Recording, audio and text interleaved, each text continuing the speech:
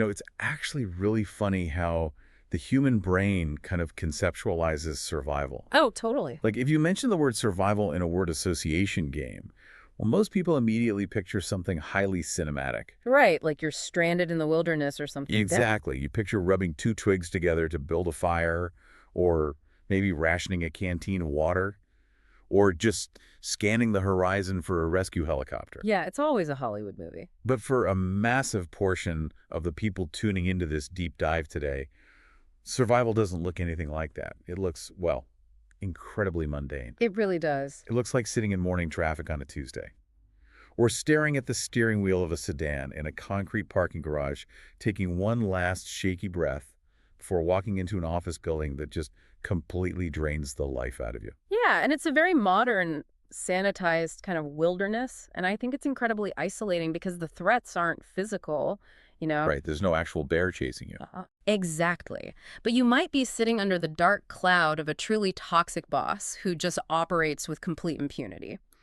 Or maybe you're just suffocating in a role that feels entirely disconnected from your core identity. Yeah. You sit there quietly in meetings, listening to all this corporate jargon, and you just wonder, like, is this it? Like, is this the sum total of the next 30 years of my working life? That is exactly the demographic we are speaking directly to today. Yeah. You, the person who might be listening to this audio on a commute you absolutely dread, or maybe you're secretly listening with one headphone in at a desk you desperately want to escape.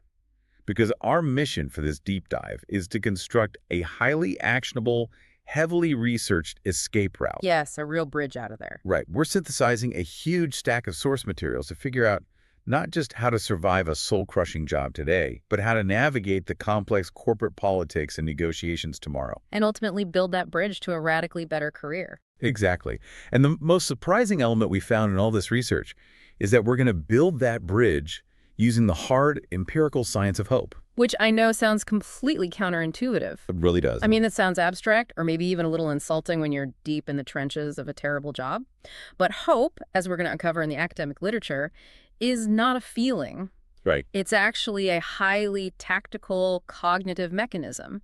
And to build this roadmap, we are pulling from a really diverse array of sources today. Yeah, we've got a lot of ground to cover. We're looking at legal frameworks from the Nisar Law Group on documenting workplace hostility. We've got organizational psychology white papers from Winsboro detailing the behavioral architecture of toxic leadership. Plus an amazing academic study from the International Online Journal of Education and Teaching. And that one is all about the psychology of hope and career transitions. Yeah, and we're also layering in some clinical mindfulness strategies. And most importantly, we are grounding all of this theory in raw, unfiltered success stories from real career shifters who actually navigated this wilderness and made it out.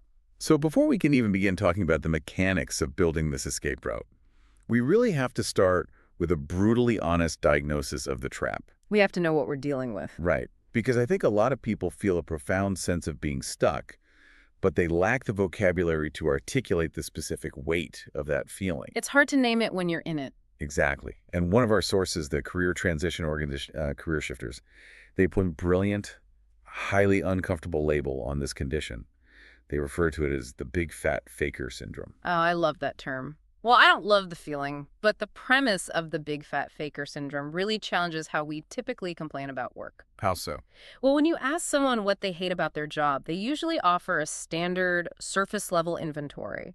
You know, the commute is too long, the pay is bad. The boss is a micromanager. Exactly. Or the software is outdated.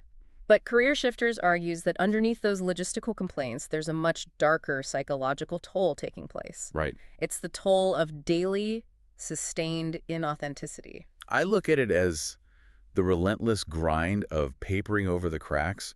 I mean, think about the morning routine. You wake up, you feel this heavy dread before your feet even hit the floor. Oh yeah, the Sunday scaries, but every day. Yes, but you can't bring that dread into the office. So what happens?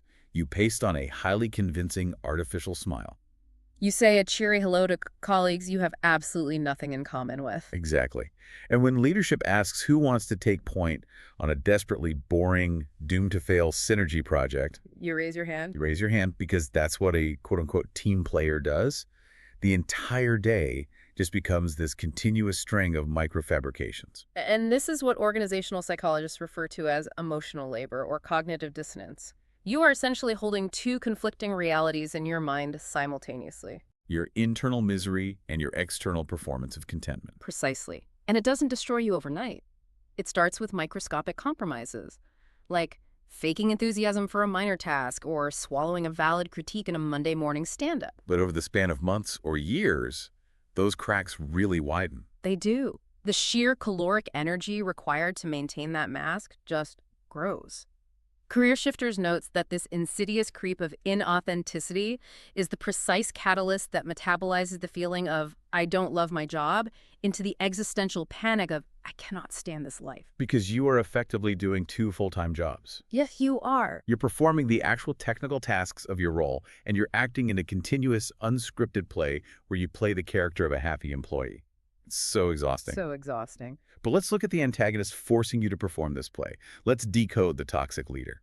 Because the Winsboro White Paper and our stack completely dismantled my preconceived notions of what a bad boss looks like. Oh, same here. Because if you say toxic boss, the cultural archetype is usually a Gordon Ramsay figure, right? Someone throwing staplers, turning red in the face, and screaming expletives in the hallway. Right, the cartoon villain.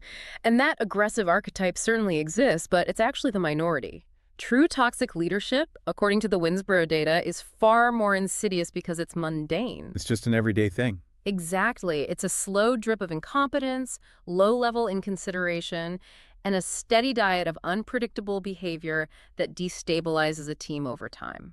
And the paper actually outlines 5 specific behavioral traits that form the architecture of a toxic leader. Let's put those under the microscope. We should, because listeners are definitely going to be mentally auditing their own managers right now. Oh, absolutely. So the first trait the research identifies is that they are fundamentally self-interested. Meaning their primary, often sole calculus in any situation is their own advancement and preservation. They don't view their team as a group of human beings with career trajectories. No, not at all. They view the team as raw material to basically build their own pedestal. Which bleeds directly into the second trait, a lack of integrity. Yeah. And the white paper is very specific here. It doesn't necessarily mean they're embezzling money. Right. It means they will routinely deny statements they made the previous week. Oh, the gaslighting. Yes, they'll break commitments when it becomes inconvenient, or they selectively enforce rules depending on who they are trying to punish or reward. And that lack of integrity facilitates the third trait, which is the pursuit of short-term ends over deep strategic purpose. A toxic leader basically operates entirely in survival mode. Just putting out fires to look good. Exactly. They want to extinguish the immediate fire to look competent in the quarterly review, even if their solution actively destroys the department's long-term morale or functionality. They will push a flawed product out the door on Friday just to hit a metric, fully knowing the customer service team is going to be drowning in complaints by Monday. They don't care because their spreadsheet looks good. Right. And that brings us to the fourth trait, which I actually find the most dangerous. They are highly politically savvy.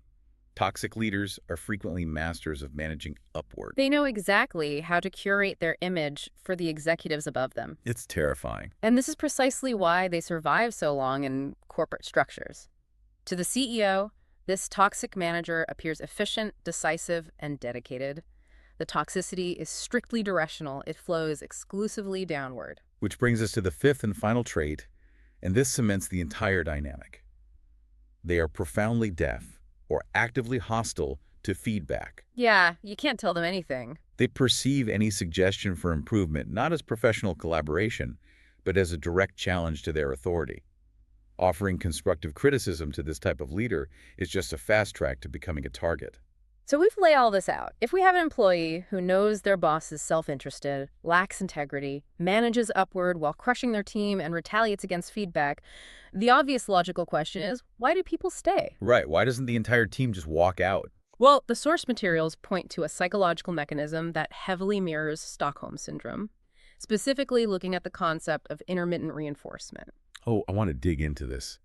The classic behavioral psychology experiment with the rat and the lever, right? Yeah. Because it perfectly maps onto the modern office. It really does. Intermittent reinforcement is one of the most powerful behavioral drivers ever discovered.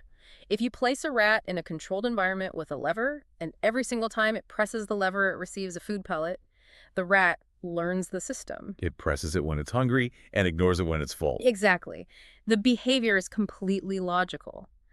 If you change the system so that pressing the lever delivers a painful electric shock every time, well, the rat quickly abandons the lever entirely. Obviously. But the profound discovery occurs when you randomize the outcome.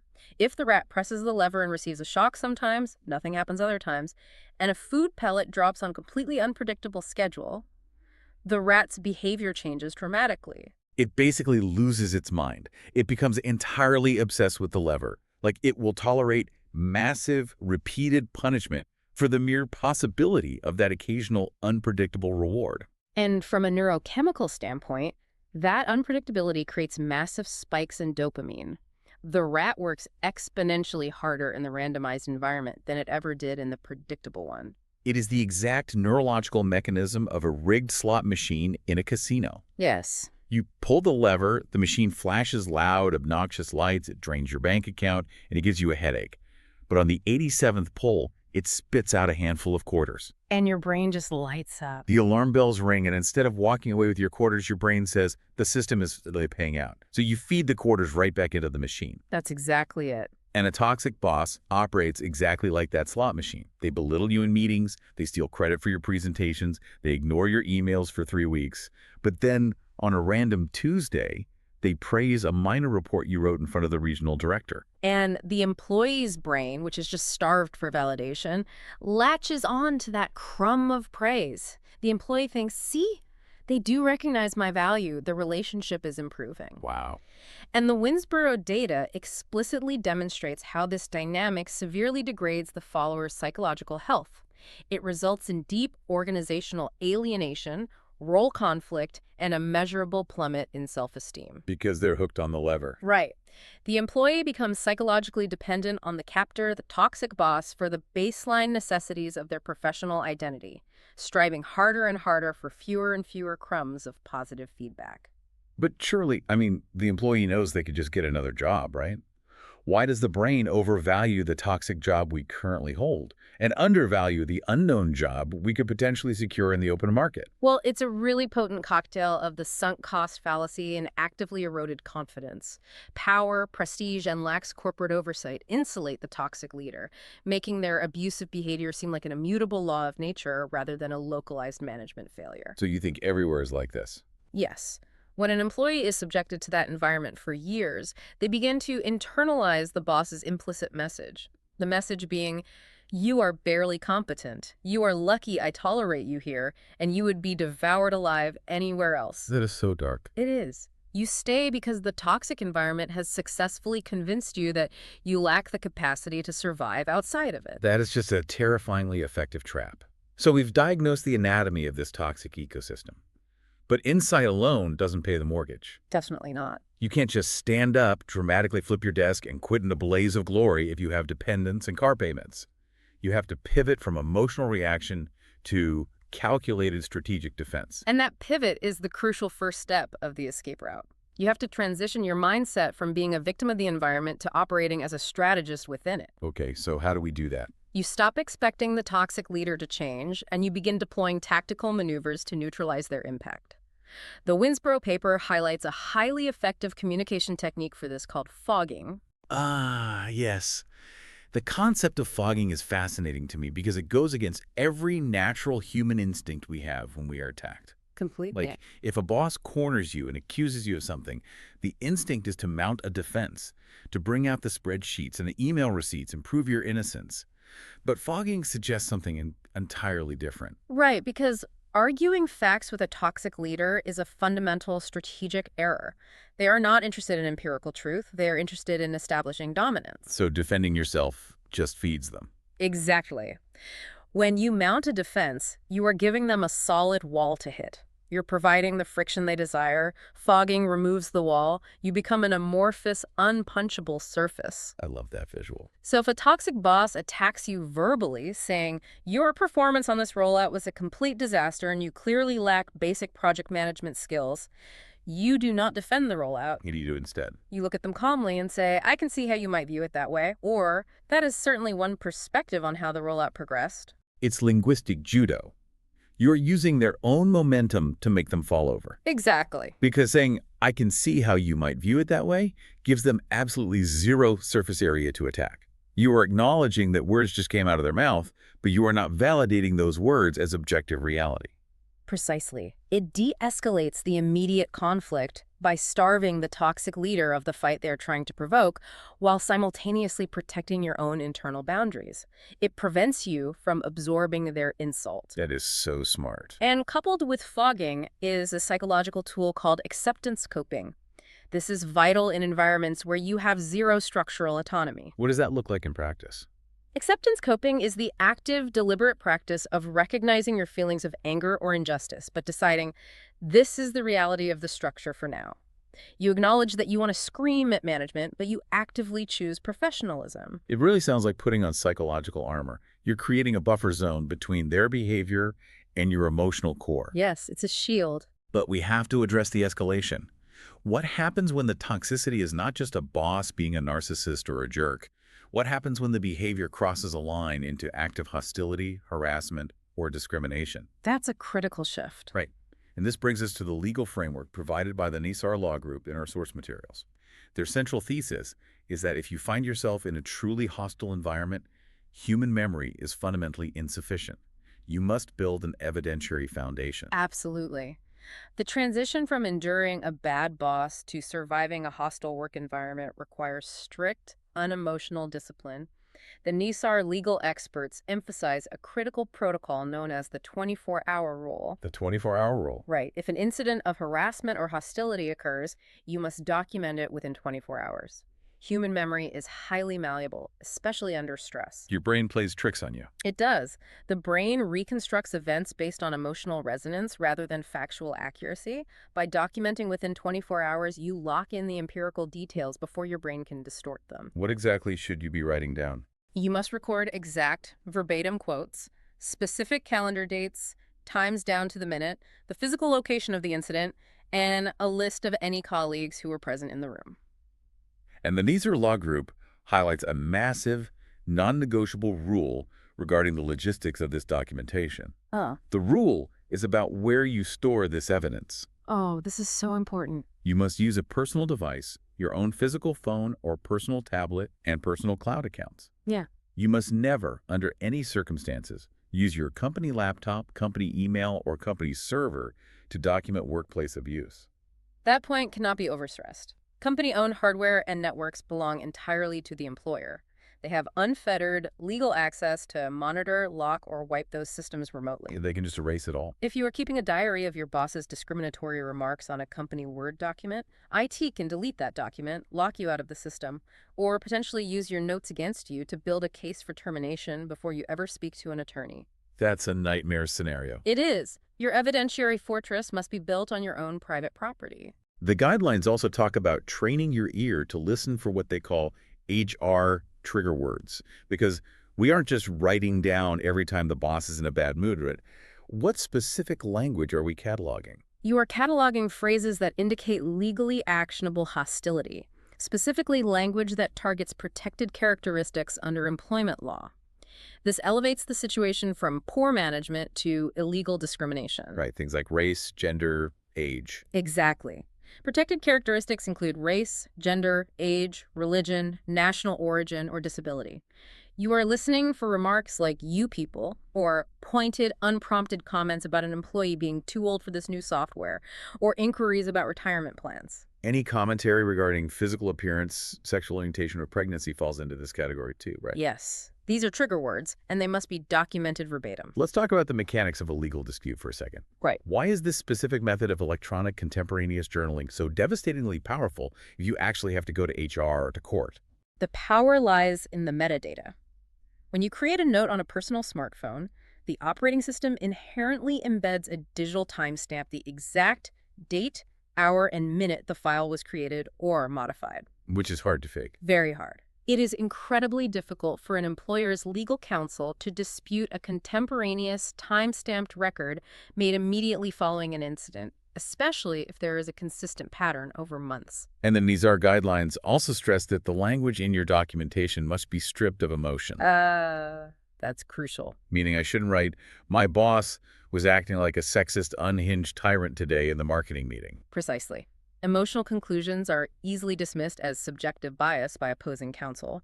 You write, at 10:15 a.m. in the third floor conference room, my boss pointed at me and stated, quote unquote. So you just become a purely objective court reporter of your own life. Yes. Facts, dates, and direct quotes win credibility. Emotional editorializing destroys it. Okay, I have to play devil's advocate here for a second. Go for it. If I am sitting in a project meeting, taking a verbal beating from a toxic manager, and in the back of my mind, I am actively memorizing their exact phrasing so I can run to the bathroom and type it into a secret journal on my iPhone, doesn't that fundamentally change who I am? How do you mean? Doesn't engaging in that level of calculated, covert surveillance make me just as politically malicious as the boss? Am I just rolling in the mud with them? It's a completely natural ethical concern, but it conflates two very different intentions. There is a fundamental structural difference between malicious corporate politics and vital self-preservation. Okay, break that down for me. Malicious politics, which is what the toxic leader engages in, is an offensive strategy. It is about manipulating facts, hiding information, and stepping on others to artificially inflate one's own status. Right. Tactical documentation is a purely defensive strategy. It's about establishing an impenetrable perimeter of objective truth. You are not plotting to sabotage someone's career. You are building a factual lifeboat to protect your own livelihood, your reputation, and your mental health in the event that they attempt to capsize your career. Ah, I see. Documentation is setting a boundary, not laying a trap. That makes perfect sense. Establishing a perimeter of truth. Hmm. So the legal and tactical defenses, the fogging, the timestamp documentation, those protocols protect your employment security and give you critical leverage if things explode. Yes, they do. But they don't solve the immediate biological problem. You still have to wake up the next morning, sit at that desk, and do the work. The daily drain on your energy remains. It's exhausting. To address that, we have to look at redesigning our daily engagement with the work itself, which brings us to a concept from the Engage for Success source called quiet thriving. Quiet thriving is a crucial evolution in the broader cultural conversation about work-life balance. We all remember the massive media panic a few years ago regarding Gallup's data on quiet quitting. Oh yeah, that was everywhere. The narrative was that a massive swath of the workforce had simply given up. They were phoning it in, doing the absolute bare minimum required to not get fired, and completely disconnecting emotionally from their labor. Which honestly, quiet quitting always struck me as deeply depressing. It really is. Spending 40 hours a week actively trying to care as little as possible seems like its own form of psychological torture. Quiet thriving feels distinctly different, though. It is. The Engage for Success paper offers a much more sustainable, psychologically healthy alternative. It's about protecting your time and your energy, but without severing your connection to craftsmanship or competency. So it's the conscious cessation of the automatic yes. Exactly. It's the shift from reactive accommodation to deliberate curation. A quiet thriver still cares deeply about producing quality work, but they become hyper-aware of their own energetic return on investment. So they aren't just burning out on pointless things. Right. They stop allowing their calendar to be hijacked by tasks that drain their cognitive load without offering any reciprocal value in terms of skill building or recognition. And the source material specifically highlights a mechanism called the 10% shift and the practice of job crafting. Walk us through the mechanics of job crafting on an average Tuesday. How does an employee actually do this? Job crafting is the unauthorized, informal reshaping of your daily tasks and workplace relationships to better align with your inherent strengths without ever requesting a formal change to your job description. Oh, I like the sound of unauthorized reshaping. It's recognizing that no job is entirely rigid. The 10% shift involves looking at your weekly workload and finding a way to alter just 1/10 of it. Just a small fraction. Exactly. It might involve approaching a teammate and proposing a trade. You take on a recurring data analysis task that they despise but you find relaxing, and in exchange, they take over a weekly client presentation that gives you massive anxiety. It's like pruning a plant. You are snipping off the dead leaves so the energy can flow to the healthy branches. That's a great way to look at it. And a core component of this is structurally protecting your focus. It means establishing rigid boundaries that you enforce quietly. Like what kind of boundaries? Like blocking out 1 2-hour window on your calendar every single day marked as deep work. During that time, you close the extra browser tabs, you mute the corporate messaging app, and you actually immerse yourself in a task. You actually do the work. Yes. Yeah. You establish a hard stop, absolutely no accepting meeting invites scheduled after 4:30 p.m. You're taking the steering wheel back, Yeah. even if you were only driving for a couple of hours a day. Exactly. But implementing those boundaries requires mental fortitude. To sustain that, you have to actively guard your perception of the environment. And the Mindfulness Strategies article in our research stack dives into a technique called cognitive reframing to be used while you're still in the trenches. Cognitive reframing is a fascinating neurological tool. It's the practice of actively intercepting your automatic negative thoughts and purposefully interrogating them. Interrogating them. Yes. You force your brain to generate an alternative perspective, actively hunting for a silver lining or a utility in a frustrating situation. You basically become the devil's advocate against your own despair. Okay, let's ground this in reality. How does cognitive reframing function in real time when you are dealing with just, corporate nonsense? The source offers excellent relatable examples. Imagine you are feeling intensely overworked. Your manager keeps piling complex, high-stakes assignments onto your desk while your colleagues seem to be coasting. That would drive anyone crazy. Right. The brain's default automatic reaction is deep resentment. You feel exploited and victimized. Cognitive reframing requires you to pause that emotional spiral and propose an alternative narrative. What's the alternative narrative there? You actively tell yourself, perhaps these assignments are a crucible. Perhaps my manager relies on me because they recognize I am the only person on this floor capable of executing this level of complexity. Oh, wow. I am essentially being paid to undergo an intense, high-level training program that I will put directly on my resume. Okay, here is where I hit a wall with this concept. I understand the theory, but if I am genuinely doing the jobs of 3 different people, and I am only taking home the salary of one, I am experiencing objective wage theft. That's a fair point. So if I sit at my desk and tell myself that this exploitation is actually a beautiful learning experience, aren't I just gaslighting myself? Aren't I brainwashing myself into submitting to a toxic system? How is that remotely healthy? That is a vital pushback, and we really must draw a very stark line here between reframing and delusion. Cognitive reframing is not an exercise in ignoring objective exploitation, nor is it a strategy for enduring abuse indefinitely. Okay, then what is it? Reframing is a temporary biological survival tactic. We have to look at the physiological mechanisms of stress. When you sit at your desk consumed by resentment and anger, your sympathetic nervous system is trapped in a state of fight or flight. You're just simmering in it. Yes. Your body is flooding your bloodstream with cortisol and adrenaline. Your heart rate is elevated, your digestion shuts down, and your immune system is suppressed because your brain thinks you are literally being chased by a predator. Exactly. And the Johns Hopkins research cited in the mindfulness article reveals the long-term cost of that biological state.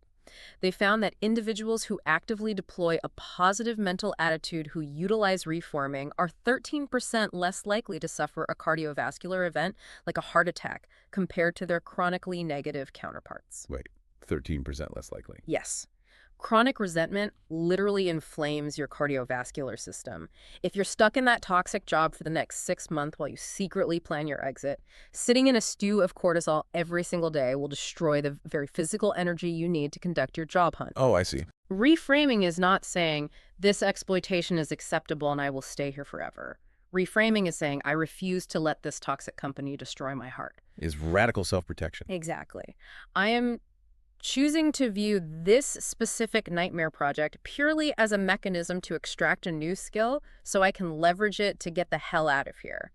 It's a tool to reclaim your biological autonomy. That distinction changes everything for me. It is a tool for biological survival, not corporate submission.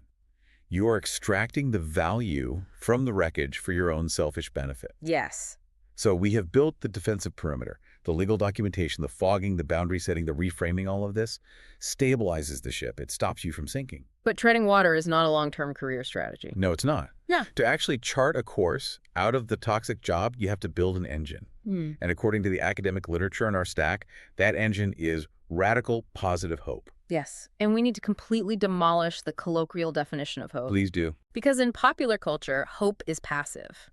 It's sitting on a couch, staring at the ceiling, wishing that the universe will magically intervene and hand you a better life. The academic study from one of the journals we looked at relies on Snyder's hope theory, which defines hope in a radically different way. I read through Snyder's hope theory, and it completely dismantled my understanding of the word. Hope is not an emotion. It is an active cognitive framework. It is. It's an architecture built on three very specific pillars. Let's break these down because this is the core of the escape route. Snyder defines hope as a dynamic cognitive mechanism. The first pillar of this mechanism is goal-directed thinking. This is the absolute prerequisite. You have to know what you want. Yes. You cannot have hope without a highly defined target. It can't be a vague desire like, I want to be happier, or I want a job that pays more. It has to be concrete. Give me an example. I want a mid-level project management role at a renewable energy startup within the next 14 months. It is the exact coordinates on the map. You have to know where you are sailing. The second pillar is where it gets really interesting to me, though, pathways thinking. Pathways thinking is your cognitive capacity to generate multiple, distinct routes to reach that specific goal. It is the strategic anticipation of failure. So you expect things to go wrong. Exactly. Someone with high pathways thinking assumes that plan A will likely be blocked. They already have plan B mapped out and plan C sketched on a napkin. Right. If the internal promotion they wanted is suddenly frozen by a hiring freeze, their hope doesn't collapse because they immediately pivot to their secondary pathway of lateral networking. The analogy that came to mind when I was reading this is a GPS navigation system in a car. Oh, that's a good one. Like if you type in your destination, your goal-directed thinking, and you start driving, and suddenly there is a massive 10-car pileup on the interstate. The highway is completely shut down. The GPS doesn't just turn off the screen, throw its digital hands in the air and say, well, I guess we live in this sedan now. Right, it doesn't just quit. No, it doesn't judge the traffic. It instantly, coldly calculates a new route. It reroutes you down a series of obscure back roads to get you to the exact same destination. Pathways thinking is the human brain operating as a GPS. That is a phenomenal analogy. Hope requires that internal recalculating GPS, but even the best GPS is useless if the car doesn't have an engine. That brings us to the third pillar. Exactly, the third pillar which powers the entire system, agency thinking.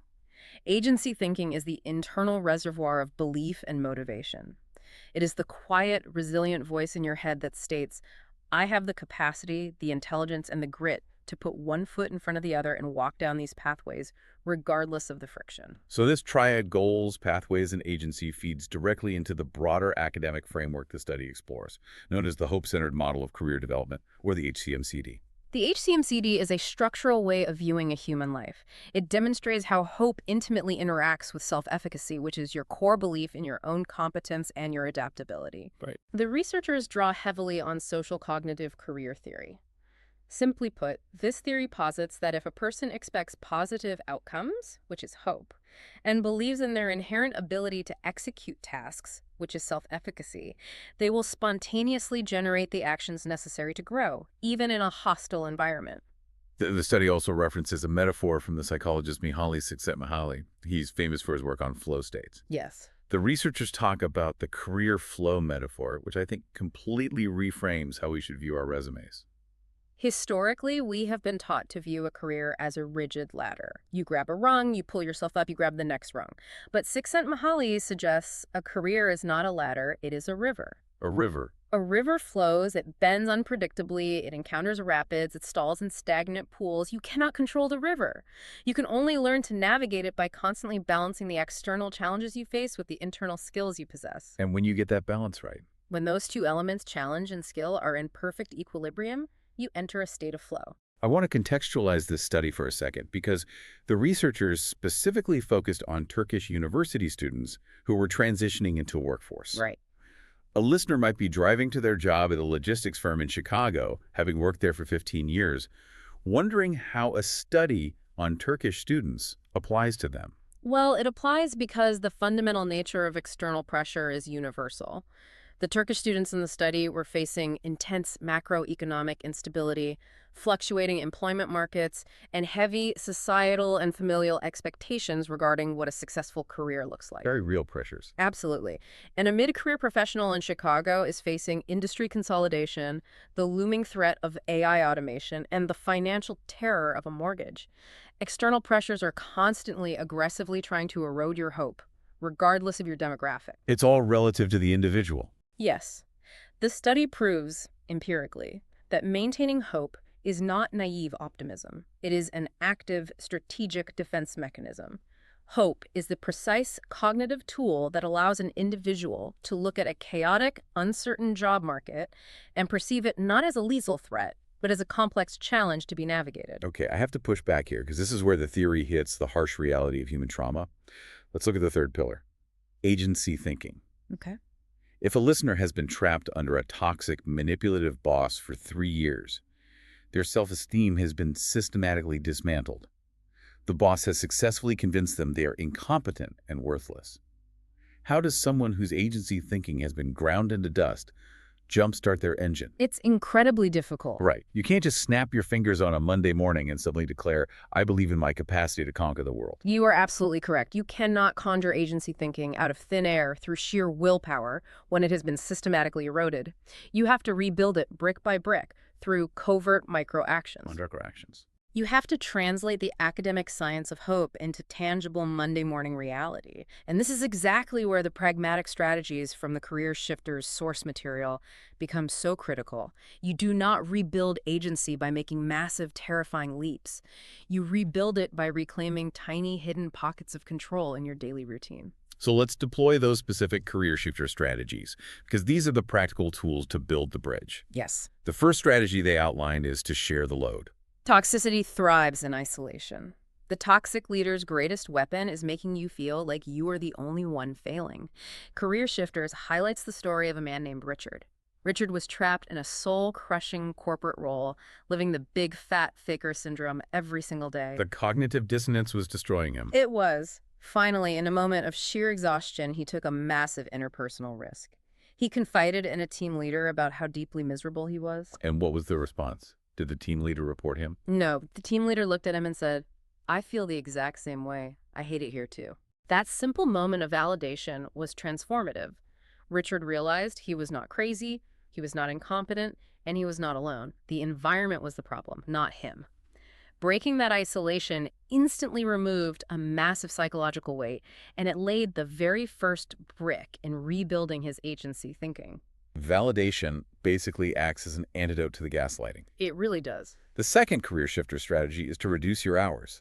Now, I know immediately the idea of voluntarily taking a pay cut sounds completely unhinged to someone who is already stressed. Oh, absolutely. But let's look at the case study of Kirsty. Kirsty's story is a masterclass in utilizing pathways thinking to alter your environment. She was suffocating in a high-pressure corporate job. She couldn't quit outright, but she negotiated a reduction in her hours. So she did take the pay cut. Yes, she took a proportional pay cut, but what she purchased with that money was headspace. She used her new day off to enroll in a Spanish language class. Which seems completely unrelated to career development. I mean, why Spanish? Well, the language itself was secondary. The mechanism of what happened in that class is what's fascinating. In that Spanish class, she started mixing with a completely different demographic. She met entrepreneurs, artists, people who operated outside the corporate monolith. Oh.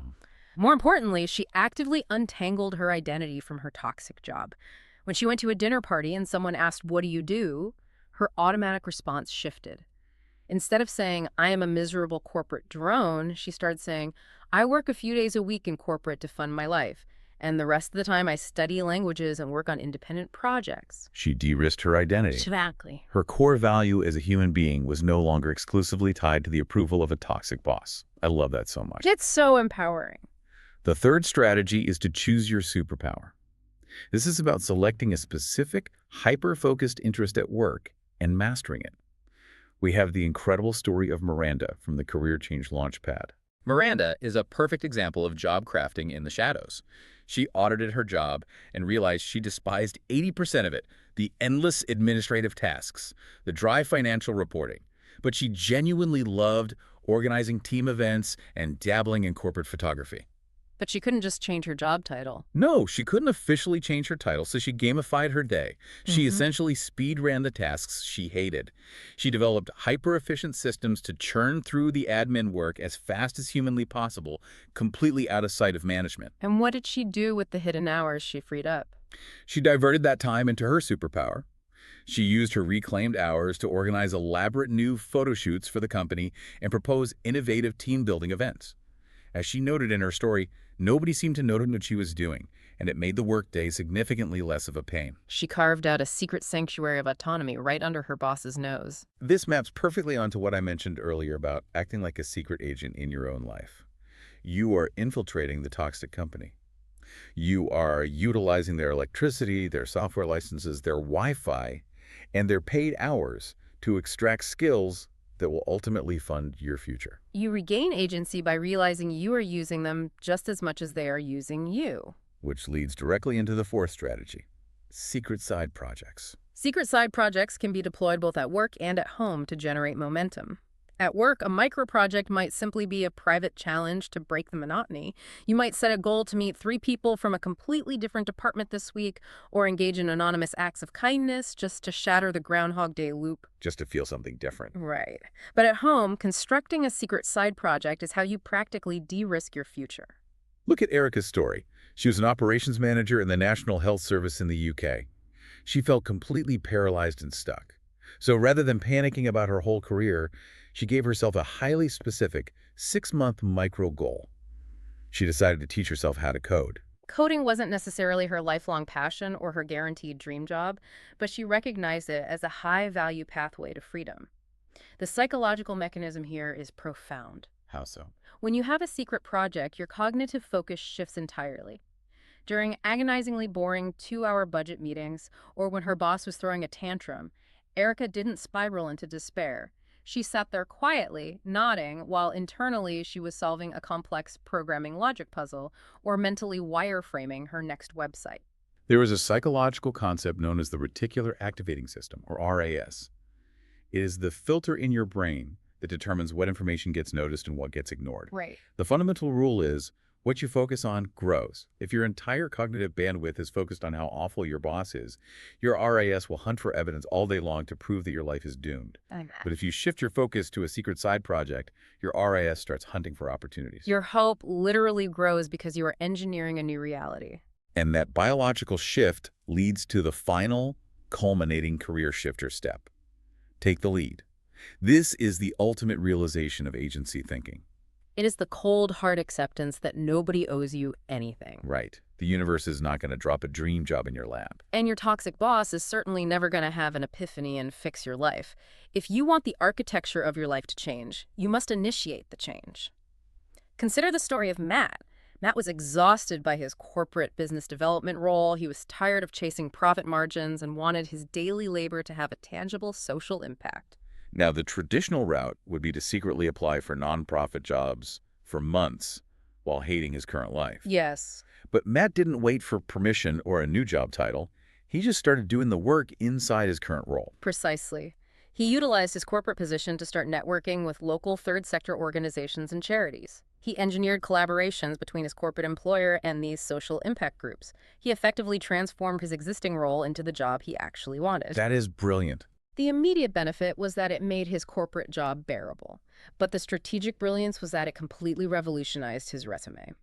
When he finally went to interview for a dedicated role in the nonprofit sector, he didn't just have a corporate background, he had a portfolio of concrete, demonstrable experience in the exact sector he was trying to enter. By seizing control of small, hidden pockets of his day, Matt rebuilt the self-trust and the agency required to negotiate for his next phase. He stopped being a passive victim of a corporate structure and became the active architect of his own career flow. The transition from victim to architect. But, for someone listening, theory and coaching strategies only go so far. To truly solidify self-trust, the human brain requires proof of concept. They need to see it working. Exactly. The listener needs empirical evidence that these radical shifts aren't just academic thought experiments. They need to know that these pivots happen in the real world, to real people facing massive structural barriers, any age. Yes. We sent our researchers deep into the career guidance subreddits to pull out raw, unfiltered success stories, and the sheer diversity of these career transformations is staggering. Reddit can be a chaotic place, but it is an absolute goldmine of Snyder's hope theory operating in the wild. People are anonymously sharing their darkest moments and their ultimate triumphs. Like the story of the 31-year-old lawyer. Yes, let's examine that. They spent years grinding through a grueling law school program, passed the bar and entered the profession, and they immediately realized they profoundly hated it. Just hated the whole thing. They hated the adversarial nature of the courtroom, the crushing stress, and the culture. The friction was so intense it led to a severe mental breakdown and substance abuse issues. But they survived. They did. They got sober, they engaged deeply in therapy, and they eventually launched a pet care company, simply because working with animals was the only thing that brought them genuine peace. And according to their post, they are now generating over $100,000 a year walking dogs and managing pet care. And they stated they have never been happier in their entire life. Which is amazing. Think about the psychological barrier they had to cross to do that, though. The societal prestige of being a lawyer is massive. That is the ultimate defeat of the sunk cost fallacy. Most people in that situation would say, I invested $250,000 in 7 years of my youth into this law degree. I am trapped. I must be a miserable lawyer until I die. Right. This individual utilized extreme pathways thinking. They looked at the map, realized the destination was toxic, and completely rerouted their life, ignoring the societal judgment entirely. And the financial and emotional payoff was immense. The resilience in these stories is just incredible. Look at the retail workers post. This user was making $10 an hour working retail in their late 20s. They knew they needed a pathway out, so they started grinding through an online accounting degree during their nights and weekends. And this is where the reality of the career flow becomes apparent. They didn't magically graduate and land a Wall Street job. No. They graduated at 31 during a tough market, couldn't secure an accounting role, and had to return to retail. That is the moment where 99% of people's agency thinking collapses. You did the work, you got the degree, and you were right back folding sweaters for minimum wage. The despair must have been suffocating. But their internal engine didn't quit. They kept applying, modifying their pathways until they finally landed an entry-level government clerk job paying just $11 an hour. A $1 raise. It was barely a raise, but it was a foot in the door of a new sector. From there, the agency thinking goes into overdrive. They discover a benefit where the state will pay for continuing education. They leverage that low-paying clerk job to get a free MBA. Then they pursue a Master of Accountancy. Then they sit for and pass the rigorous CPA exams. Over the course of 10 grueling years, step by step, they increase their salary by 250%. By their mid-40s, they are highly compensated, highly secure, and completely insulated from the retail grind. It is the absolute embodiment of Csikszentmihalyi's flow state, balancing the challenge with the skill, just inching forward. Yes. We also found a story of a house framer, a guy who spent 20 years destroying his knees and back doing heavy manual labor. At age 35, he hangs up his hammer, enrolls in university, and transitions into a successful career as an attorney. Talk about a pivot. We found another user in their late 40s who had spent decades in what they call the money-grubbing financial sector. They were terrified of ageism, but they stepped down into a lower-paying operations role at a coaching startup just to change environments, and within 2 years, pivoted upward into a highly lucrative tech career they genuinely love. The barriers of age and background are largely illusions. They really are. What I found deeply fascinating in analyzing these Reddit threads is the immense power of vocalization. There was a 32-year-old user who was thoroughly miserable in their current industry. Instead of quietly applying for jobs in the dark, they broke a major corporate taboo. What did they do? They just started explicitly, publicly telling colleagues, I want to move into the tech sector. They didn't hide their ambition. Which feels so dangerous. We are trained to hide our job searches like we are committing treason. But what was the result of them saying it out loud? The result was that pathways instantly materialized. When you align your outward communication with your internal goals, you allow the network to function. People generally want to help, but they cannot help you if they don't know what you want. Right. Because this user vocalized their goal, an acquaintance pointed them toward a highly competitive internal corporate training program located on the other side of the country. The user networked aggressively, secured a spot in the program, relocated, and successfully transitioned. We see that same theme of aggressive alignment with the user who failed their chartered accountancy exam multiple times. Oh, yeah, that story. The universe was clearly signaling that this was the wrong path. Yeah. Instead of letting fear dictate their next move, they completely pivoted.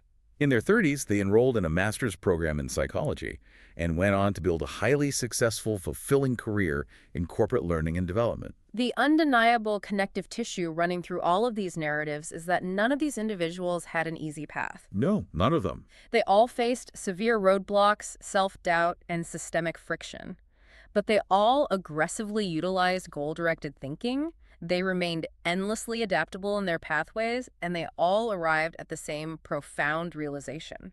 That executing a late, messy start in a new direction is infinitely better than enduring a miserable continuation of the status quo. Exactly. Okay, those stories are incredibly inspiring, but I have to introduce the ultimate friction point. I want to talk about Jeremy. Okay, Jeremy. Jeremy was a user who commented directly on the Career Shifters article. Jeremy is currently stuck in a high-pressure sales job that he absolutely loathes. He has done the introspection, and he desperately wants to transition into deep analytical data work. Okay. He has his goal, he has his pathway, he wants to study for a degree in analytics, but Jeremy has hit a concrete wall. He is on a restrictive work visa. Under the legal terms of his visa, he is forbidden from studying for another 6 months. Oh, wow. Once he is legally allowed to study, the degree will take a minimum of 8 months to complete before he can even apply for an analytics job. Jeremy is literally legally mandated to remain in his toxic sales job for a minimum of 14 months. That is tough. Imposter syndrome and despair are creeping in. How on earth do you maintain radical hope when systemic legal barriers physically prevent you from moving? Jeremy's situation is the crucible. It is incredibly tough, and it perfectly illustrates that hope is not a magic wand that vaporizes structural or legal barriers. Hope does not change immigration law. But hope is the precise cognitive mechanism that allows Jeremy to survive those 14 months without his spirit shattering. Natasha, one of the expert coaches from Career Shifters, replied to Jeremy with a brilliant piece of strategic advice. What did she say? She told him that he does not have to be formally, legally engaged in a career to begin immersing himself in the identity of that career. Right. You have to separate the legal job title from the physical acquisition of skill.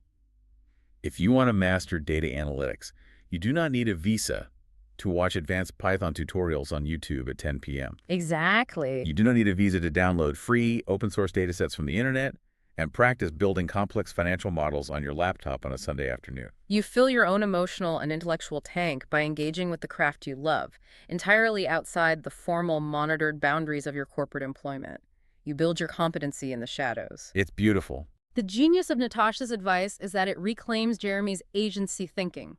He cannot control the immigration department, but he has absolute control over his evenings. So when that visa restriction finally lifts in 14 months, Jeremy is not starting his journey from zero. He is hitting the starting line at a full sprint. Yes, armed with a portfolio of self-taught projects. That is how you deploy hope to survive an immovable systemic barrier. You tirelessly prepare the soil in the dark so that the very second the barrier is removed, the seed is already germinating. Prepare the soil in the dark. That is a phenomenal operating principle. So what does this massive stack of research ultimately mean for you, the listener? Let's synthesize this journey we have been on for the past hour. Let's do it. If you are sitting in your car right now, staring at the steering wheel, dreading the moment you have to walk into that building, here is your definitive playbook. First, you survive the immediate threat of the toxic boss by erecting impenetrable boundaries. You utilize fogging to disarm their verbal attacks, starving them of the conflict they crave. And you deploy acceptance cooping to create psychological distance and protect your internal peace. Second, you construct an evidentiary fortress around your career by documenting everything. You strictly follow the 24-hour rule, utilizing your own personal devices to record the objective facts, the timestamps, the verbatim quotes, and the HR trigger words. You stop relying on memory, and you build a factual lifeboat. Third, you protect your biological and cognitive energy through quiet thriving. You institute a 10% shift in your workload. You actively reframe the daily corporate nonsense as a bizarre, paid learning experience to suppress your cortisol levels and protect your cardiovascular health. You stop viewing your current job as a trap and start treating it as a laboratory. Exactly. A place where you act as a covert operative, extracting specific skills and testing your superpower on their dime to fund your eventual escape. And finally, you power this entire complex transition using the empirical science of hope. You establish a concrete target through goal-directed thinking. You engineer multiple escape routes through pathways thinking. And you take small, secret actions every single day to reconstruct your agency thinking and self-trust. You internalize the reality that your career is not a rigid ladder. It is a chaotic, flowing river, and you're simply learning how to navigate the current. I want to leave you with one final, intentionally provocative thought. Yeah. We talked in the very beginning of this deep dive about the visceral feeling of sitting under a dark cloud, looking at the broken architecture of your career, and wondering how you let yourself get strapped into this toxic slot machine. Yeah.